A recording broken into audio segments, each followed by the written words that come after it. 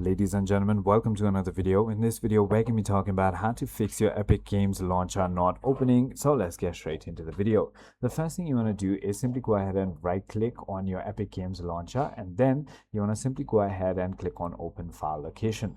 Once you've done that, you're going to find the application file of your Epic Games launcher. Right click on that one more time, and this is where you want to simply go ahead and click on show more options. Go to properties, and inside of your properties, you want to simply go ahead and go to compatibility. Make sure that you have enabled run this program as administrator right over here. Then the other thing you want to do is simply go into your general, or you could also simply go ahead into your security.